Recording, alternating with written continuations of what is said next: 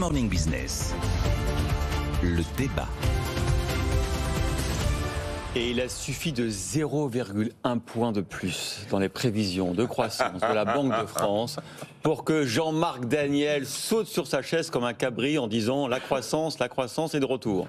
Et oui, vous savez, c'est ce qu'on appelle des signaux faibles. Oui, je saute de façon moins souple. Oui. Quand même. Nicolas, il faut vraiment être Mais à la vous êtes très content. Mais voilà. Il faut vraiment être à la télé sur Good Morning Business parce que vous voyez Nicolas Dos sauter sur sa chaise quand même. Voilà. Moi, bon, bref, et donc je suis plus proche du général de Gaulle. Je dis, les gens sautent comme un cabri, mais je saute assez peu. Bref, vous êtes quand même optimiste ce matin. Oui, je suis relativement optimiste. Alors, on est quand même dans une phase de douche écossaise, c'est-à-dire quand vous regardez tous les organismes qui font des prévisions économiques, ils émettent des opinions qui sont relativement contradictoires. Rien que pour le mois de novembre, je rappelle que l'Union européenne a remonté de 0,6 points sa prévision de croissance sur l'Union européenne, annonçant qu'on aurait 3,3% de croissance cette année, non pas 2,7. Et simultanément, le FMI dit non, on est plutôt... Alors les États-Unis ont échappé à la récession, mais on va être obligé d'envisager un ralentissement de la croissance et une année 2023 qui sera aux alentours de 2%, alors que d'habitude, on est plutôt en croissance mondiale entre 3 et 4%. Alors quels sont les éléments qui me permettent de penser que la situation va plutôt s'améliorer? D'abord, c'est la dernière note de conjoncture de la Banque de France. Ouais. Et dans la note de conjoncture de la Banque de France, il y a toujours trois choses qui jouent. Donc il y a trois informations qui sont importantes. La première, c'est qu'ils reprennent le taux d'utilisation des capacités de production calculé par l'INSEE, qui est de 81%, alors que normalement, ce taux d'utilisation devrait être de 83%. Donc on est en dessous de la moyenne, donc il y a une sorte de réserve, il y en a encore sous le pied, comme on dirait vulgairement. Donc il y a une sorte de réserve de croissance qui est liée au fait que les entreprises peuvent répondre à une situation d'augmentation de la demande. Le deuxième enjeu, le deuxième élément, c'est que les entreprises déclarent, par rapport à la précédente enquête, déclarent de moins en moins avoir des difficultés d'approvisionnement. Au printemps dernier, il y avait 55 à 60% des entreprises qui déclaraient avoir une situation de difficulté d'approvisionnement. Là, on est descendu à 36%. Et quand on lit le commentaire de la Banque de France, elle dit la plupart anticipent une amélioration. D'ailleurs, à la fois en termes de difficulté d'approvisionnement et en termes d'évolution des prix de cet approvisionnement.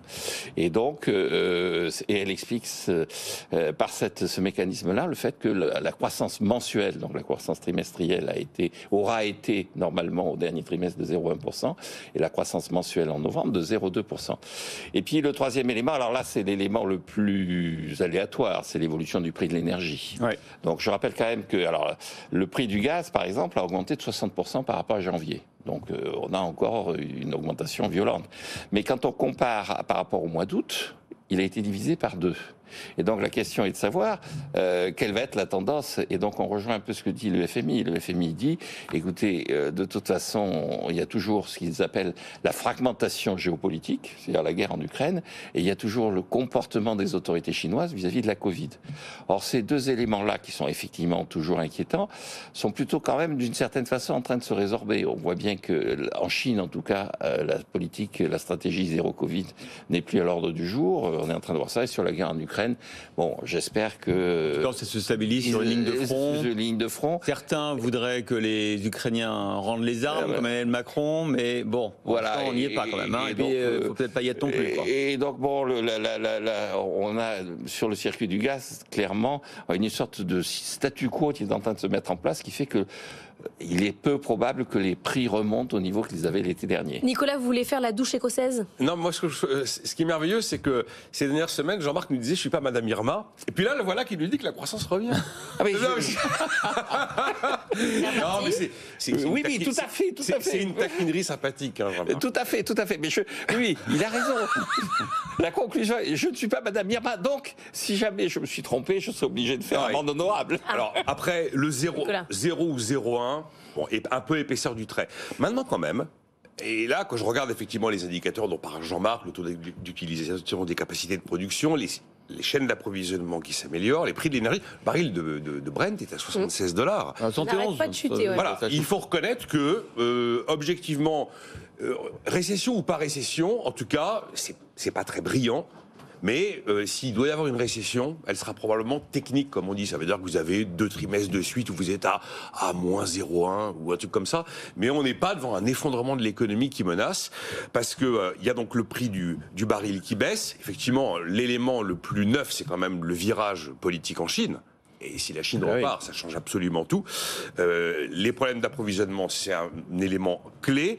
Il va y avoir une modération des hausses de taux aux États-Unis. On pense que là-bas, le pic d'inflation a été touché. C'est donc un élément aussi quand même assez positif, puisque on sait globalement que si l'économie américaine dérape, tout ce qui se passe aux États-Unis est assez rapidement importé sur le sol américain. Ils sont très bons pour importer tout, en fait. Enfin, exporter tout.